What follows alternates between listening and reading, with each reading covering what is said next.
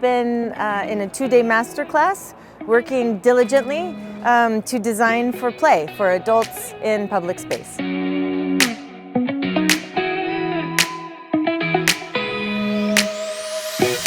It was a lovely time. We used the Fab Lab using digital fabrication, the Wood Lab, the Metal Lab to build these prototypes that allow adults to play like kids and to bring a little bit of this lightness on the development and the creation and the creativity for designers like a kid will do.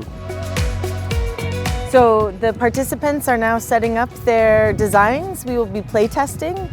So they've had 24 hours to imagine and fabricate these. So we'll be playing with them any minute now.